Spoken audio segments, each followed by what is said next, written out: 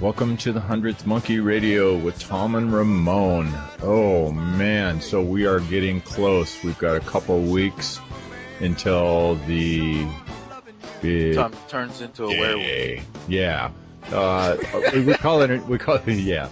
The moon will come up and all hair will start growing out of my ears. Oh, hang on. It's alright. Yeah, so we got a couple weeks coming until the I guess I don't know what to call that day. I mean, the prophesied day of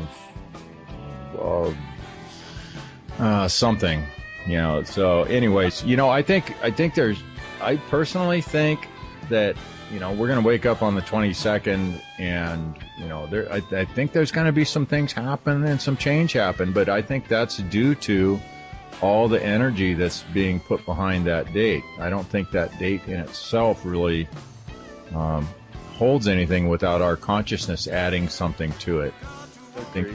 I think we're the one that's going to create something out of that date if anything happens. And you know me. My thing I would like to see is that switch turned on, that unity consciousness switch. I'd like to see everybody come to that realization and that understanding on a deep, fundamental level that, yes, we are all connected. We are all of the same life. So, anyways, that's what I'd like to see. Who knows what the world's going to what humanity's going to manifest out of this? Time will tell. Here in a couple of weeks, it'll be history, and we'll know exactly what happened. I'd like to also welcome, let's see, we got 4 more countries on there, Ramon. We've got Martinique, Qatar, Belarus, and Cameroon. Welcome to the 100th Monkey Radio, guys. Happy to have you with us.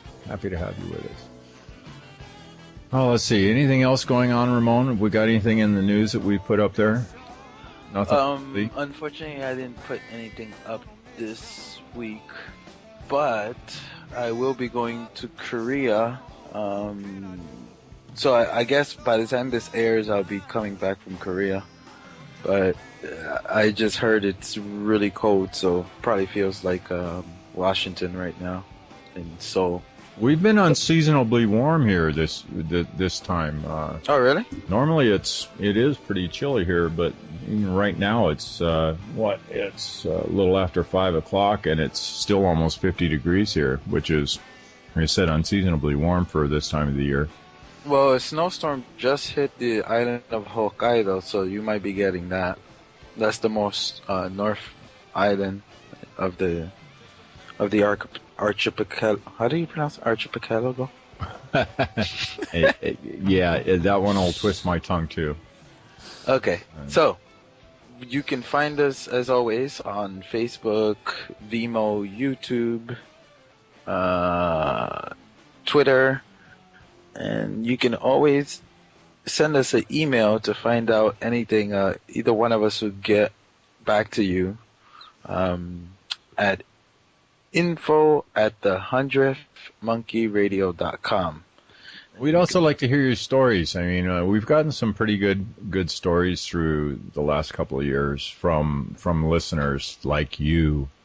And we like to share your experience. I mean, this is what it's all about. It's about people standing up and saying, this happened to me, and I experienced this, and I may be crazy, but this is what I felt. And then you find, wow, I'm not really so crazy because this guy had the exact same experience, or that guy had the same experience. They had something really similar to what I did. So sharing our experiences is important, and that's a lot about what Ramon and I are doing here. Is we're sharing people's experiences, their insights that they've gained through those experiences, what they've come up with as their answers for what's going on out there. So yeah. So also, I want to promote. He's another person you can tell your story to. I want to promote the UFO AM News, which is the only person I know of that does a whole news segment on UFOs, on what people have seen around the world, what different groups are saying about things that happen all over the world. So, yeah, he's doing a really good job with that too. So John Kelly. I also strongly suggest taking a look at it. You might something that you want to watch on a daily basis.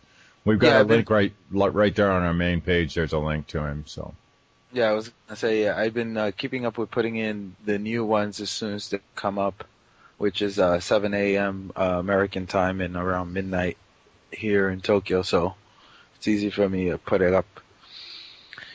So Tom, we got somebody special who I think has an amazing personality, and he was on our 5D panel. And he had some great contributions. I suggest you guys listen to that 5D panel and then listen to the show if you haven't listened to it. An amazing who is it, Tom? So we have Perry Mills. He's enjoyed a passionate study into both Eastern and Western wisdom traditions. He's worked as an astrologer, tarot reader, and cabalist. His experience in the areas of entheogenic journeying, divine modalities, energy reading, experimental shamanism, and channeling is extensive. He is also a trained mediator in conflict resolution. Oh boy, you could have some fun with me and you, Ramon.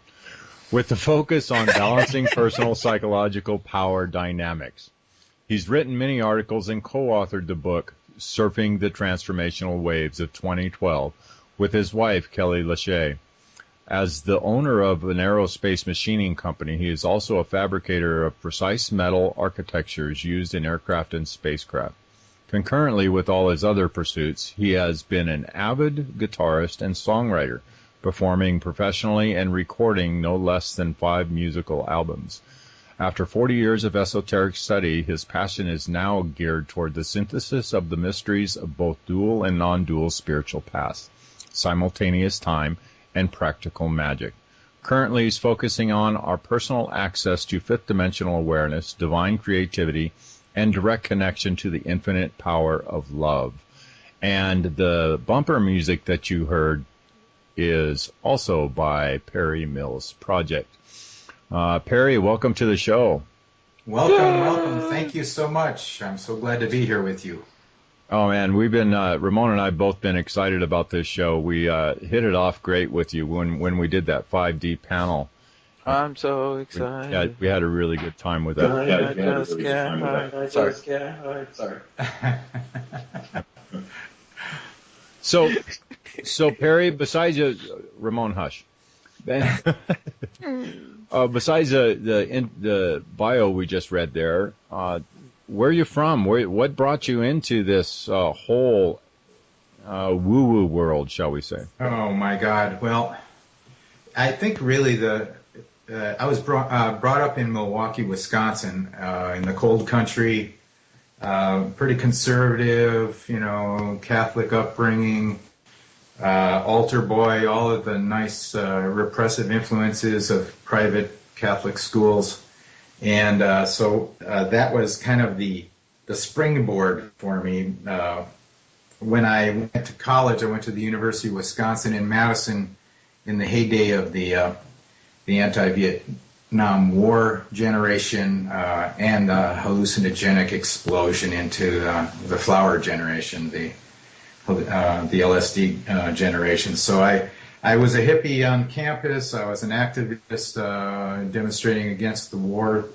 I was part of a guerrilla theater group on campus where we transferred information that was going on behind the scenes with the incursions into Laos and Cambodia. We were part of our own whistleblowing faction there on campus. But it was also on campus, and the way how I segued into woo-woo was being was LSD. So there was some experiences that I had on LSD that changed me forever. I think in a good sort of way. I mean, there's always some attrition that happens when we take risks like this. But in my case, on my first LSD trip, I actually had a direct download impression of the secret of the entire dual scheme, the dual world scheme. That sounds a little bit unclear maybe to most people, but generally what I saw was the perfect balance of everything. I saw the perfection of everything as it was, and all of a sudden I couldn't quite get into the world where it was us against them anymore. I was seeing too much. So repeated explorations that way just opened my awareness so dramatically, and it set the tone for the rest of my life, because I really could not buy into these smaller paradigms, and so it was kind of an improv. I became a decent actor at trying to act like I was normal in a world that was very reluctant to embrace some of these wide ideas. Right. Maybe I'm getting a little long-winded here, but no, you're doing good. Once I got to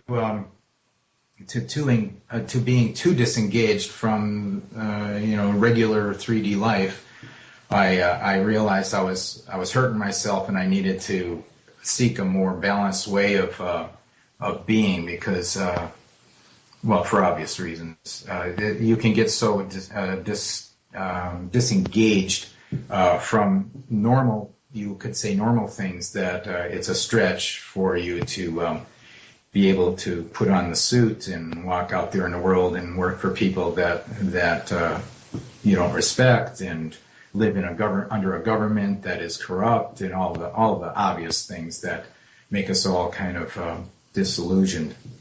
So in response to my expansion, and as an attempt to balance my life, I came back to trying to do it organically, and that's when I went to India, and when I started trying to, in a sense, have those same kinds of experiences without the deleterious effects of getting way out of balance. So meditations and different, I guess you could say, spiritual ideologies that I was exposed to there were kind of resembled some of my actual direct experiences, but they also had a little more format to it. I felt like I could rebalance and hopefully get to a more balanced way of accessing these states without it making me so isolated and removed. Right. That's how I got woo-woo. Well, I see the going into the meditation or the prayer or some other practice besides the entheogens. I see those as having longer legs, so to say, as far as what they're able to do completely in your life, being able to bring it into, like you said, more balance and more. I don't know if real's the right word I'm looking for. Maybe so, because I know I've experienced both myself also, and the fleeting experience of the trip, although it left a very deep impact upon my psyche and how I looked at the world, it seemed to fade away quite a bit easier than the other practices that I did on a daily basis. Yeah. So I want to shift gears a little bit because before we get deep into the woo woo, I wanna we want to find out more about your music and Yeah. what inspired you to write some of these songs. Because what I've noticed with music is that the right music can put you in a trance, and it's been used for thousands of years to go into trance states.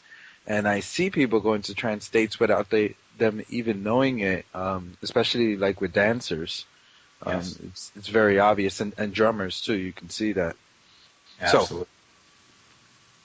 Well, when I was 13, a friend of mine gave me a Jimi Hendrix album, and it was Axis Bold as Love, I believe, and which was the second album of Hendrix's. Awesome And- album. Was it? Oh, you remember? Yes, Castles Made of Sand.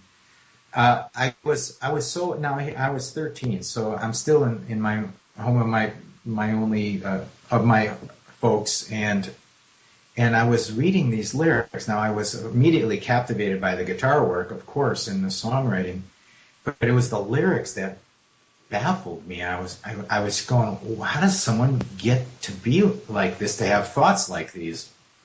It was a bit prophetic, but it launched my guitar playing. That's where it kind of started. I went on to, when I was in college, I was playing guitar a lot and replicating the ritual that Jimmy probably did. And at some point I realized that what I was in college for, which was a pre-meds direction, I realized I didn't want to be a doctor at all. I never did. It was really my mother's idea, and I just bought into it. And what I really wanted to do was play guitar. So I spent the second, I only stayed in college for a couple of years. The second year I went to almost no classes and crammed for the exams, and I played guitar almost the whole time. Well, when it was being brought up in Milwaukee, I was playing in groups, R&B, a lot of R&B, where we were doing Motown and Stax records, kinds of music, soul bands, horns. So I really loved to dance, and I really loved to play soul kinds of funky black. That's why I like you. So I had it in my bones before I even went off to college, and then I just kept playing and decided, well, I'm gonna try to play music for a living. So I started doing what I needed to and networking with different people and auditioning and playing in various bands and doing a little touring in the Middle South and Midwest, and it was scary. I always felt insecure about it in the early years, but I had to do it. Eventually, I got an opportunity to move to LA to be part of a recording project, and so in '76 I went to LA. It was kind of the height of the disco era, of all things, and of course I was more of a rock pop kind of guy. I ended up spending 10 years in LA, 5 of it playing professionally and 5 of it being serious about making money. That's when I got into aerospace. But the thing about music for me, and the reason why it's never left me, and the reason why it was so important when I was a kid in the house of my mother and father, is that the boredom just was killing me, and the repression, the kind of lifestyle, and going through Wisconsin winters is 5 months of deep freeze. And so I just spent tons of time with my guitar, if for no other reason, just because I was so bored. Well, all of that time ending up, getting me into a skilled position. When I was in LA, I was bopping around with some pretty big notable people. I was opening up for people like Fleetwood Mac and Ted Nugent, and it was always in the context of a band. That's a lot. I know this is a long story. I'm trying to tell you why music is so important. I never could not play, so I never stopped playing from the age of 13. And when I decided to start recording my own albums, and what you've heard are 2 of my most recent albums. When I'm in that zone playing, there's no room for thinking, and there's no way argue a musical note or a melody line, or you can really if you want to call it a practice, it's a practice of getting away from yourself, getting away from your mind. And after many years of playing, it plays me when I'm in the zone instead of me playing it. And that's a real rare state, and it doesn't happen a lot. When it happens, it explains the reason why. I understand exactly what you're saying. I used to teach some dance classes, and I used to always tell the students that, because they'd be like, "How do you do that?" And I was like, "If you involve the mind, you'll never get it. Yeah. It's a feeling. It's a feeling, and when you're in that zone, you can't. As soon as you think, it's gone." Yeah. And I've noticed that it really has a lot to do with meditation, because I try to add that same thing into the meditations. Do you find that that's the same thing with you? So like when you're meditating, it's almost like you're playing the guitar? Well, to tell you the truth, I'm not a really good meditator. And so that parallel doesn't quite come up. I have other ways that I access, and I actually have a little bit more to say on the differences between what I do, which I would call contemplation or direct presence, and meditation. The difference between those two is that that where I've been taught in the Eastern religions, one is taught a lot to mistrust the ego and the mind, and to see it as kind of a nemesis to you dropping into a union with this God state. But what I found is that malignment of ego and mind was only applicable when the mind was way overbalanced and where all the identity was hung on it.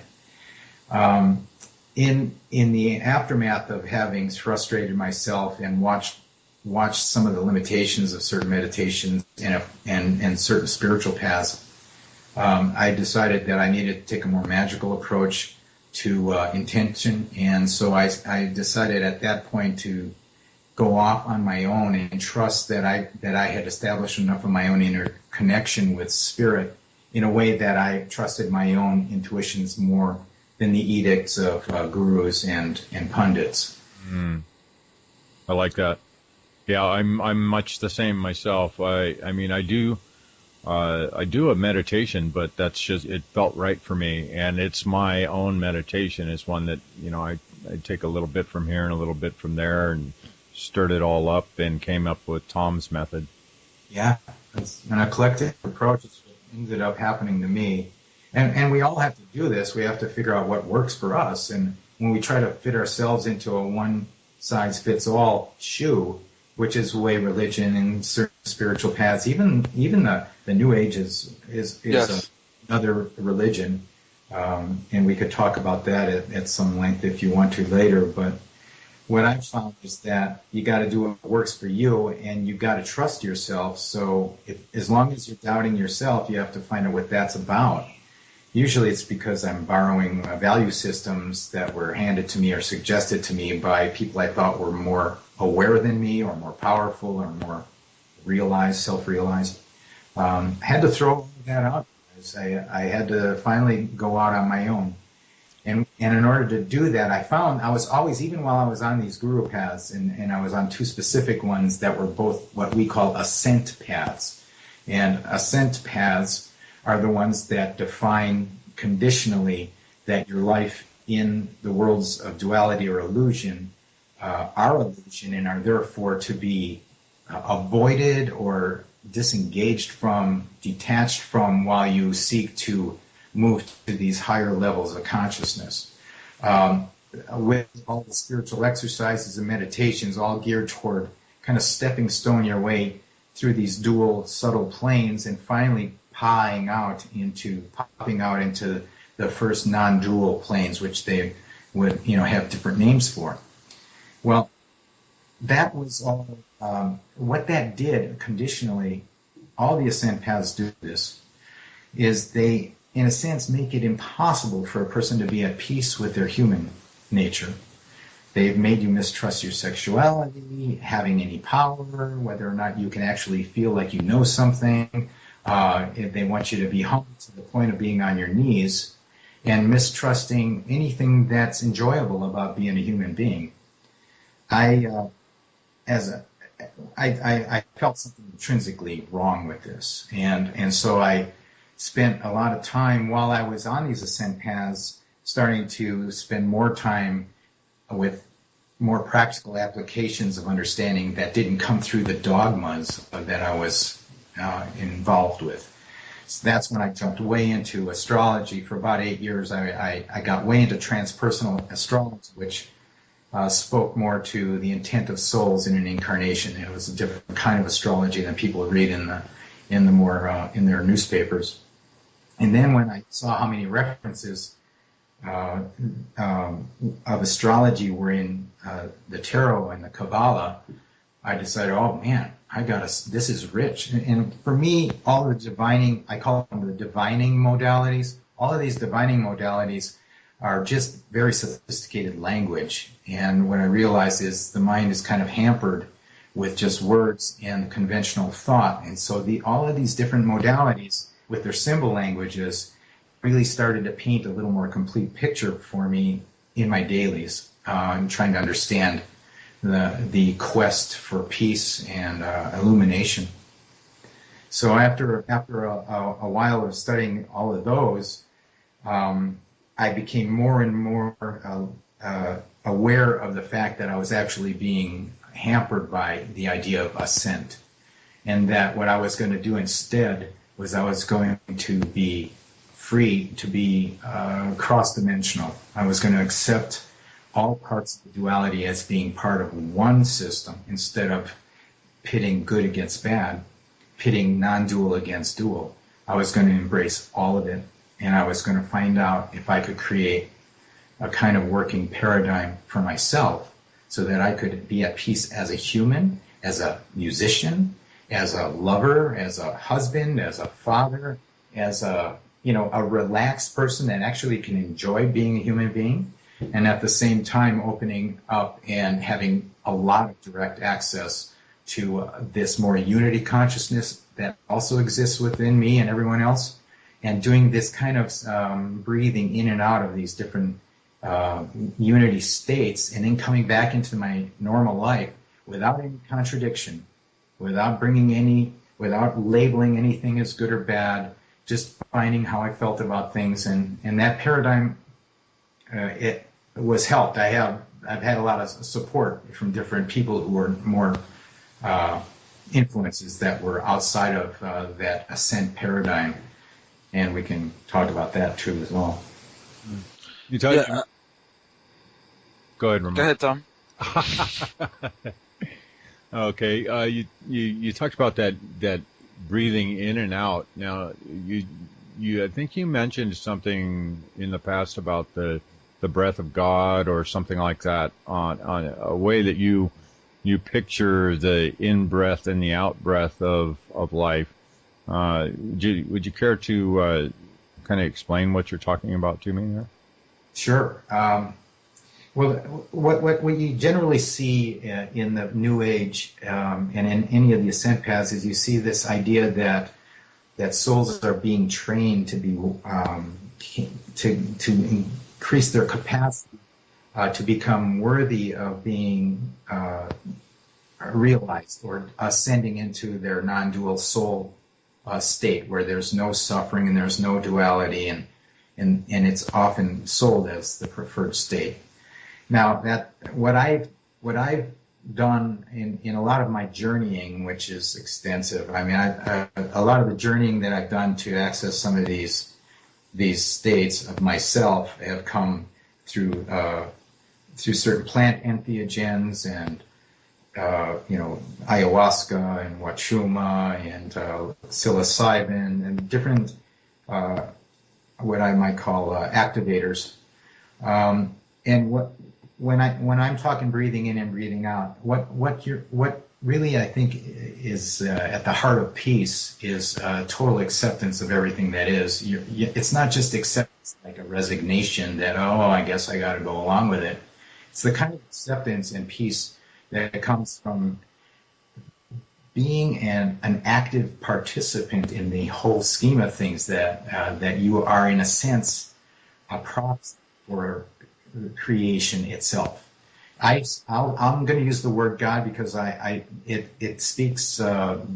It's the best word, even though I know it carries a lot of negative connotations that religions have caused.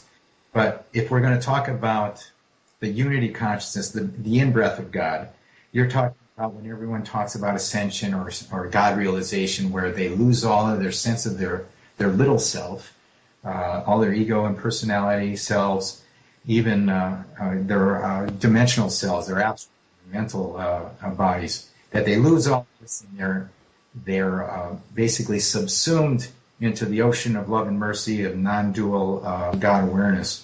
Most people in Ascent and in the God and in the New Age think that is what they're doing, that they're doing some kind of a linear progression from their unworthy, incomplete, dual nature, that they're taking on lessons and hard lessons at that, taking training, learning under the tutelage of those that know, and ultimately earning their way through the pearly gates, so to speak. The paradigm that I'm talking about is that all things exist simultaneously, that there is no time from the non-dual state, and so what you have is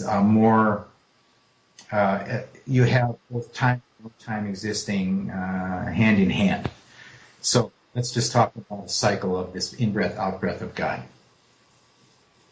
As an individual, we have the limitations and all of the charm of limitations. I often try to accentuate for whomever I speak with that if you have a knowledge of your immortality, if you have a belief in that, and if you have had experience of being in the oneness of you, then you can feel a lot more at ease at being in your dual nature without being threatened by it.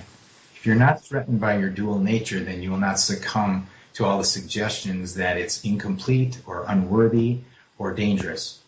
So in the in-breath, or I should say, we are the out-breath.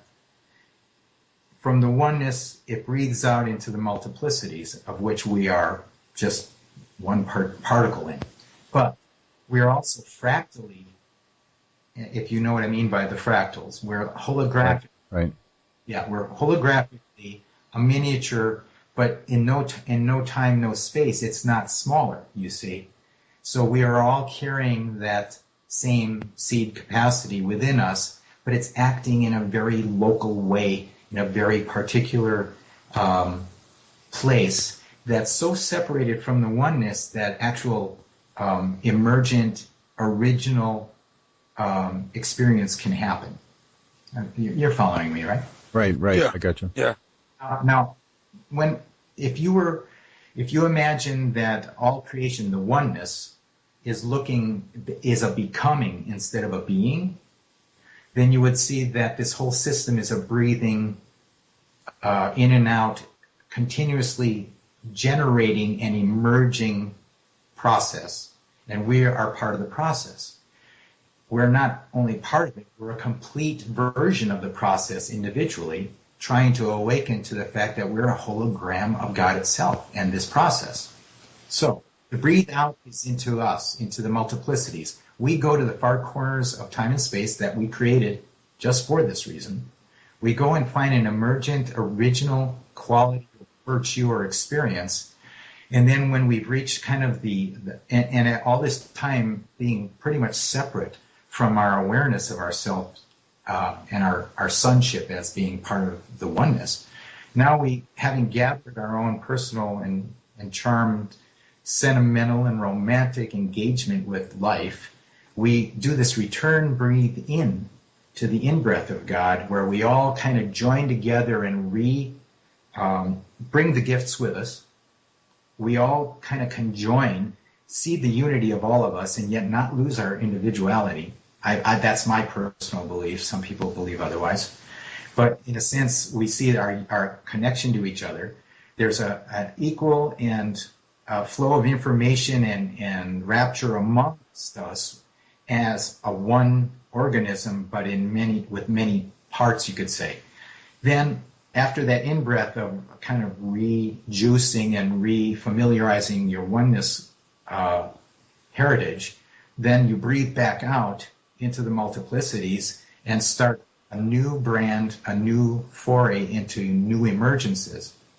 Now, this is not a cycle like a circle. This is a spiral in an expanding spiral where every time you go back into the multiplicities, you're actually reaching new virgin territory.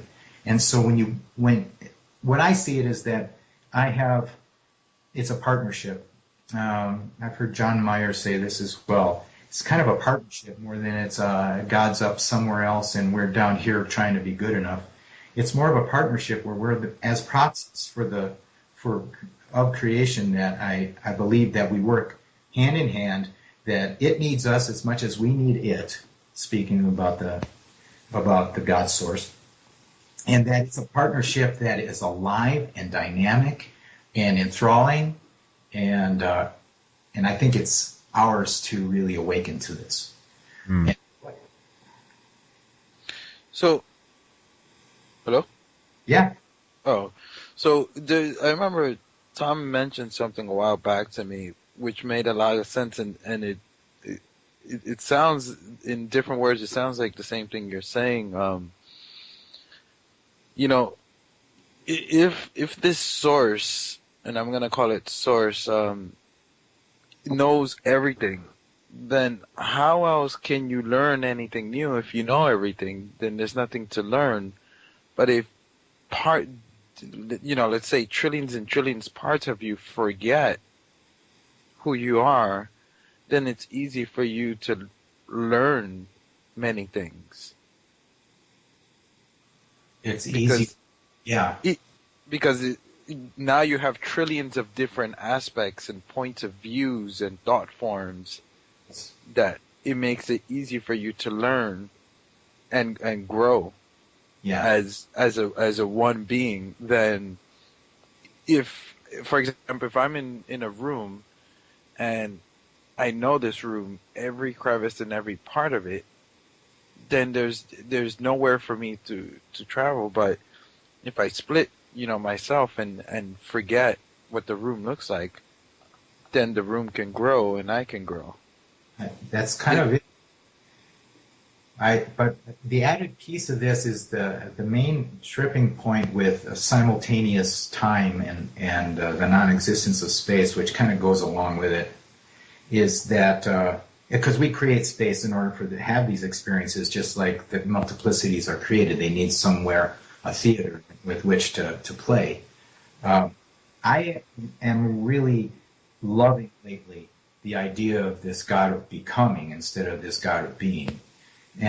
Or the self of becoming, if we are a holographic miniature that's really no smaller. If I was God and I didn't want to be bored, I would use whatever implement at my disposal in my own imagination to create newness and originality and emergence and energy and feelings. So to me, the idea of a God that already knows everything is, I believe it's erroneous.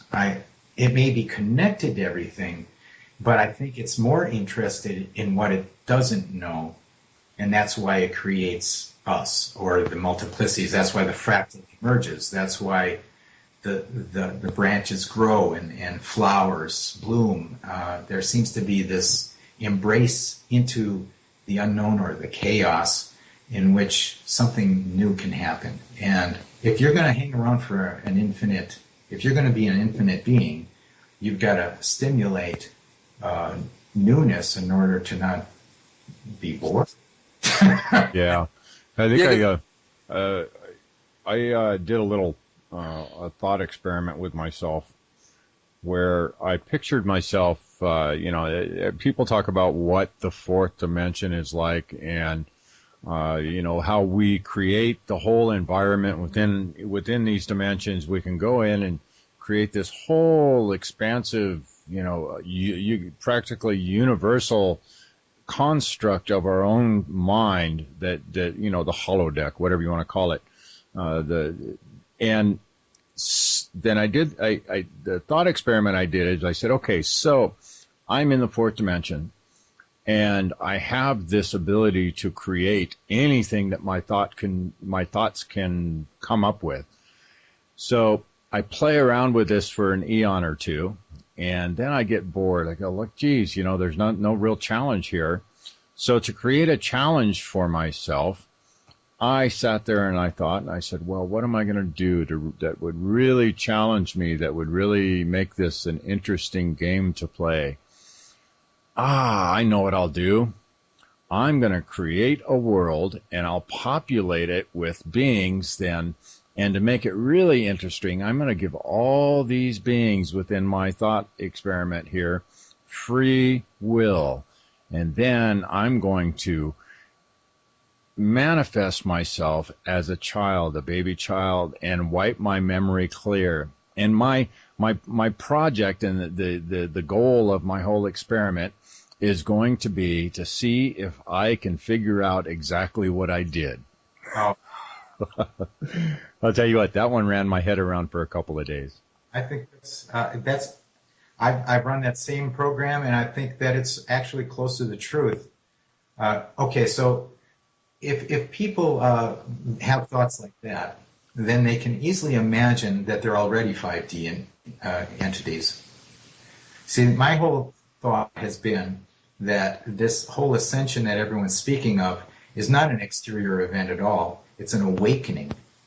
And with those that awaken to their own universal largeness, like you're talking about being very large, but choosing to be small to view it from a very succinct and specific way. Right. And it's just like the prodigal son in a way, where you kind of throw off your entitlement and all of the backup that you have from your dad because he's got all the power. You throw that all off and denounce it, and you go out into the wilderness on your own to prove that you have the strength to be like dad, but on your terms. Now, that's maybe a loose analogy, but if I was looking to have an adventure, I wouldn't be running over the same territory I've already been at. I would be going somewhere in the wild. I would be taking on the chaos. I would be finding order in a chaos that I never met before, and I would enjoy my own achievements and own every bit of the enjoyment because no one helped me. It was my own generation that I did this with. So in a sense, that I guess what I'm saying is I think it's an evocative thought, Tom, and I share that thought with you. Yeah. There's your homework, guys. After you get done listening to this show tonight, I want everybody to go think about that one. That's a good one. One thing I've noticed about nature, because if they say so above, so below, if you know everything as traditionally is said, then that would make you stagnant. And in nature, when energy is not moving, it is stagnation. So the easiest way to see that is with water, and I guess that above would be the same thing, Yeah, it's funny. Of course, I've been brought up through all those paths in India. That was all as above, so below. It was very strong in there. And, of course, they were speaking about the fourth dimensional planes mainly. Because really, and Tom, you were referencing that in certain states, like in my experience out of body in the astral world, which weren't that extensive, but one of the things that they did, those journeys were teaching me, was that thought instantly manifests on these rarer frequency levels of ourselves, and that you had to have no fears. You had to have no self-contradictions that would create the monsters or the detriments that would be thrust into your face. So, it's funny, I oftentimes feel that we are growing and developing our skills to create, and at the same time I think that a part of us knows this already, and we still stubbornly, but for some kind of good reason, choose to be ignorant of that part so that we can slog our way through it in our own way. Yeah, I don't want to take that easy path. Yeah, there's no great satisfaction in an easy challenge. Right. Yeah. So, Tom, how are we doing with time? We got about 15 minutes left on. Oh, okay. So, Good. Perry, what's in your mind view, what's beyond the dimensions? Because I think that's also putting things into linear as well. So, for example, we in the third, we move into the fourth, we move into the fifth, and maybe we'll move into sixth, seventh, and the way I look at it, that's still a linear kind of thought form. It is. Right. Is there something beyond any of those dimensions in your point of view? I think it's really a matter of perspective and definition in the mind that gets everybody into this. That we inadvertently fall into this linear way, even when we're explaining things like non-dual. What I have had to put together to try to make a kind of sense out of this all, simultaneous time, everything existing in no space and in space, is I've had to go to what I would call a spherical model instead of a linear model. And I call it spherical, and I put us right in the center of it. But each one as an individual is the center. If you're looking at a fractal played out on a computer screen, and you realize that it somehow is replicating, but it's also changing. It has all the elements of the code that is loaded into the actual equation that starts the fractal, feeds back into itself. So it takes its answer and it feeds it back into the equation. And in so doing, it always carries the code of the original, the codex of the original equation is always written in it, and yet it seems to replicate in new emergent ways. So if you're at the center, and this is a tough one to explain, if life is not a linear affair, except when you choose to look at it in frames, in time and space, if it's actually all existing simultaneously, and if you are already immortal, already all D, then you can start to starting from this. If we're okay, I know this is a tough. Let's have you explain something easy. Yeah. Yeah. Excuse me. It's okay. About No censorship. If you look at the bronchial tubes of a lung, now if you look at it in an X-ray or however you would see the branches of it, you would see that it's all flowered much like the branches of a tree or the root systems or the veins in a leaf. I mean, there's the way the stars are organized in a galaxy. There's certain resemblances, and we're talking about this fractal design that seems to be in everything. If we look down inside the order of microscopically, we would see the same resemblances in the fractal designs. And so what I'm saying is evidenced here is that no matter what scale you are on, you will witness the same codex at work. So I'm saying that if you were as large as a galaxy, you would be, in a sense, no different than as small as an atom or with its structures and components. So what we're trying to do with this collapsing of linear is we're trying to find that there's equal dignity and clarity at all levels of the fractal. Okay, you're with me that far? Right. Yeah. So, as such, this reach that people feel like they have to do for a more exalted state is really unnecessary. What is necessary is for them to drop in to the fractal state that they are, because you might find that when you expand it out in awareness to see the whole galaxy, that it would become tissue in a body that looked just like your human body. You don't know that that's not true. But when you're in the particular, on one level, you seem to think that something is out there that's different, or so different that you have to reach for it because here isn't good enough. What I'm suggesting in this more spherical model is that you drop in, you awaken to the divinity that you already are, instead of thinking you have to earn it and develop it. And so an awakening process is a lot different than a boot camp. It may involve some kinds of focus, but it's not telling you that you're not good enough and you're scum, and that you won't be good enough until you jump through all these hoops and go through these obstacle courses. All of the ascent paths are boot camp. They have 4D pigeonholed as being the obstacle course. And the souls are sitting there quaking in their boots about whether they're strong enough to get through the course. I'm saying in the spherical model is that the boot camp, time and space was put there intentionally, that you should not have a gripe with any part of it. You can choose to focus on one aspect of it. You can fulfill an area of service within it. But as long as you deny its validity, that you will be staying in boot camp because you identify with the fight.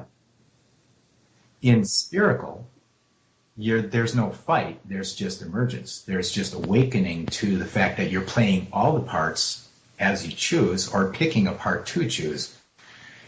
I know it's very rare. Yeah. And really, I'm sorry if it's too ephemeral or ethereal to talk about, but it's we could get to a little more grounded kind of approach. But well, to me, it makes absolute sense. Yeah. Well, the thing is, what I've noticed is, if you're thinking about different things, reality in its wholeness, and you come upon an area that stumps you, I always find that it's a good thing, because now that means it's pushing beyond your boundaries. Yes. And it's helping to expand, because now it's like, huh? So you have to think and try to understand that. But if you easily understand everything, then for me personally, I feel there's no, the boundaries are being expanded to what's possible. I'm still in this small little box. Yeah. Yeah, see, I think that comes into the choice category, Ramon, as far as how you want to express your expansion. On what areas do you want to look into? What are your interests? What are your what are your passions in this life? And yeah, I'm not talking about that, Tom. I'm talking about just the point of not understanding something that stumps you is pushing you beyond what your comfort zone. You know what I mean? So if you're always used to picking up 25-pound weight, and that's all you work out with, and I come and give you a 50-pound weight, that's beyond your comfort zone. Mm-hmm. So that's what I mean when you talk about things that stump you. It's like an extra weight on the mind. Yeah. I don't know if you guys understand my analogy.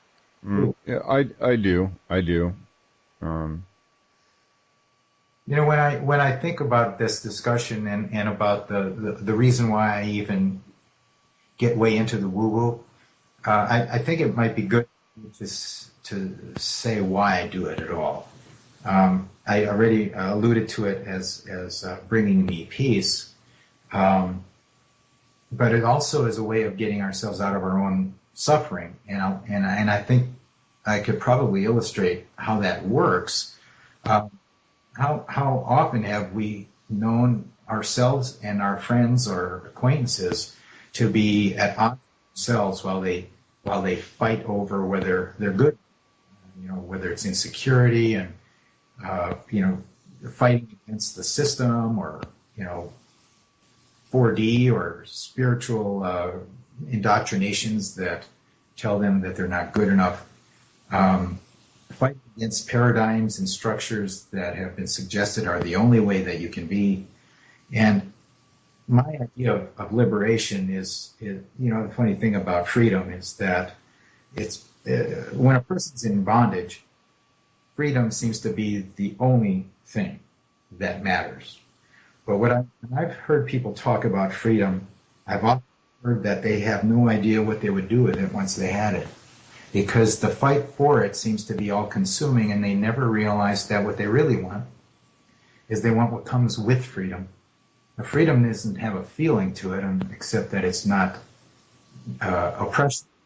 But really, freedom is the opportunity to be enthralled with life, to create, to have more access to types of emotions and fulfillments, value fulfillments, as long as the person is trapped in their own mental constructs and paradigms that don't serve them. And that's where you could talk about every religion and the New Age, and some of the New Age that we all actually admire the people that are talking about it.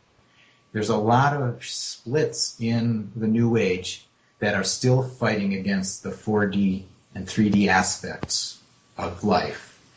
I believe that that fight is unnecessary in some ways, that what needs to be in its stead is an embracing of the fact that you are borrowing in an agreement contract. You are borrowing certain benefits from being incarnate in 4D, and unless you pay the piper, or in a sense be honest about the fact that you chose to do it, that you're going to be fighting against a foe that was really none other than your own self, because you made the agreement.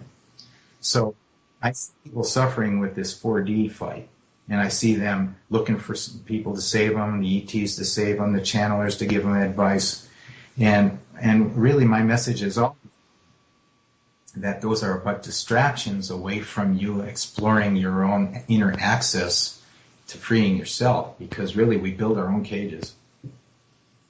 And to see those cages reflected in the outside world is just a way to see them as they exist inside of ourselves. So let's talk a minute about inside out. The whole misconception is that we are immersed in an exterior objective world. Most of the talk about the ascension presumes that we are living in an event and waiting for an event that we are, in a sense, victims to. Whatever comes, that's what we got to deal with. We can respond to it, but we really can't change it. We can prepare ourselves in our hearts or in our physical lives, but we really can't change it. It's like outside control. I believe that is a limiting self reflection. I believe that what you're seeing in the outside world is all you. And so, depending on how you interpret what you're seeing outside, determines how you know what your insights are about. Most people look at the outside, they look at the wars in the Middle East, they look at nuclear holocaust, they look at environmental degradation.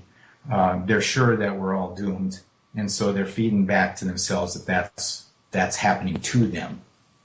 What the process of release and liberation and ridding ourselves is a process of getting to a more eternal or immortal nature of ourselves. You have to believe that you would not see anything outside of yourself unless it existed in counterpart behind your eyes inside yourself. So when it comes to the fight with 4D and the matrix and the hierarchies that you got to fight through all the minions to get through, that's all levels of the structures that you've chosen to take on in an incarnation. And when we see it reflected in the outside world, it's really an opportunity to see how we're doing in our inside world. So my point here is that I think that you, Ramon, or you, Tom, or me, Perry, or anyone that's listening, you can experience an entirely sovereign and different experience of your life than the person next door, just by the change in your awakening to this fact that it's your world, and that you will highlight the things that you need to work on within your own inner structure. And those will be the things that seem to show more prominently in the outside world that you see. So, that's a beginning of a discussion. So that, there's, I suppose it's I guess it's almost like a menu out there. The whole world around us is a menu, and what are you going to focus on? Type things on which item on the menu are you going to focus on, or what draws your attention, so to say, is probably a more accurate way to describe what I'm thinking here. And that would be something that would be a reflection of something within. So what I'm trying to do is wrap my mind around, we've got the wars and all of the really negative big things, or perceived big things that are out there, that people focus on and get all worked up about. And then you have somebody else that this stuff is still happening in the world, but they're not focusing on that, and they're having a relatively happy life in relation to those things. So, are you seeing if these things can be happening in the world around you and still not be something that is within because it's not something that you're focusing on? Did I come across with that right? Probably not. Speaking. Okay, let's just talk about the relative impacts of like you were suggesting, menu idea, which really works in this case. How everyone loves to take sides, whether it's politics or the do-gooders or the truthers or whatever, and all of that is well and good. It's all by choice. So in my instance, now I'm looking at what's a great amount of compassion for the amount of self-inflicted suffering that seems to happen with man. And whether like for instance, how many of us have kind of feel guilty for being a human because of what other humans do? And what I'm saying is that I can have compassion, not be in denial of what people are doing in the world. I can have compassion that without being hampered or aligning with it as if I'm a part of humanity, so I'm flawed too. So there's kind of a negative suggestion implied in some of this do-gooding. What it reflects back is that you have accepted that you're flawed and that you're dangerous and suspicious, and that given your own devices, you would kill the planet. And now we're going to give away our power to someone who seems to be more knowledgeable or more inspired or from off planet because they got great technology and say the right things. You see, there's a very subtle way that we've defined ourselves as being not good enough. The fact that we do that is a way of reflecting back to us, you could say, how we've accepted an identity structure that is limiting and causes us suffering, ties us to a probability or a line of a group thought that is negative and has all these negative repercussions. So, but to take the answer to the point of the individual. So in my world, I'm looking out at where I'm wanting to stand up for a cause.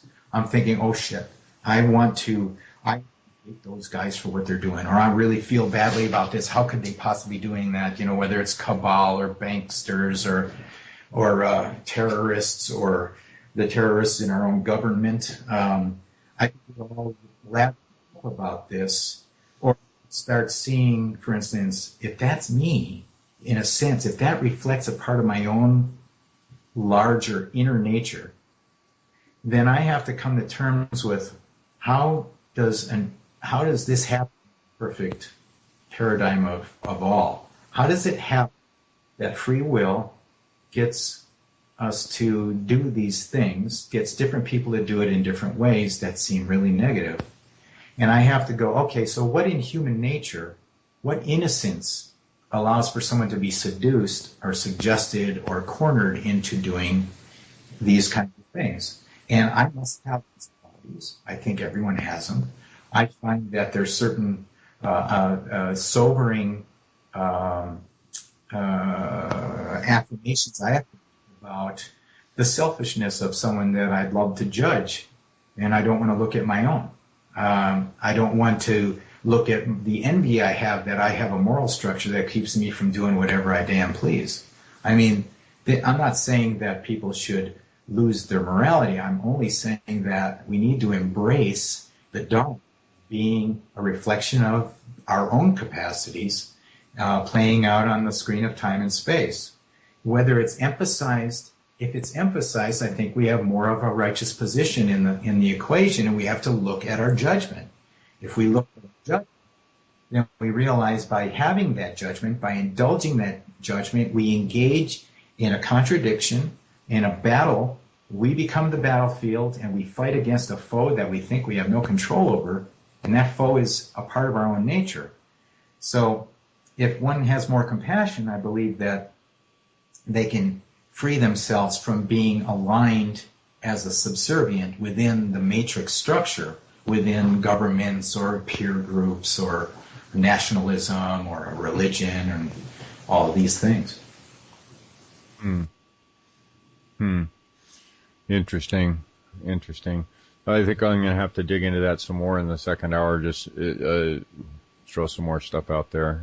We're over the hour just a little bit, so we're going to wrap things up here. Perry, I know you work real closely with Kelly, and I'm guessing that is your mutual website. Would you like to give that out to us, and any contact information or anything?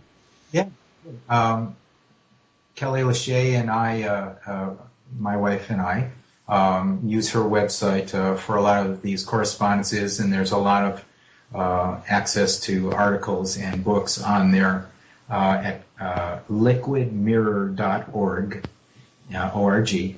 And we'll also be having more RSS feeds for the different articles that we have both written and that I write on that website, liquidmirror.org.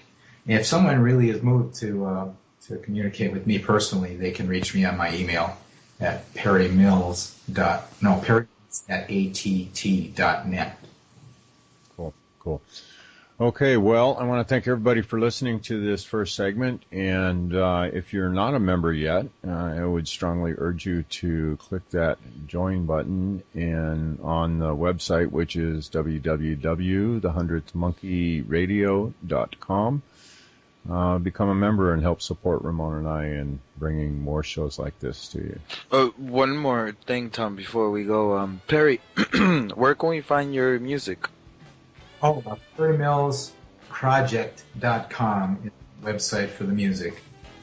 And we're going to be taking this out with Perry Mills Project, Man on a Mission.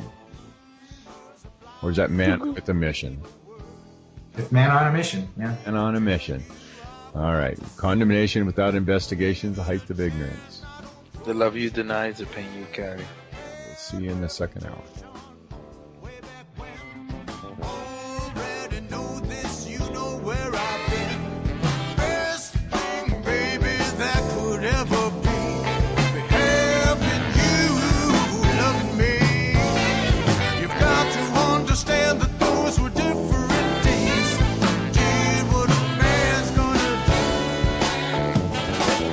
Decide to run and hide or change my ways. Well, I made my decision.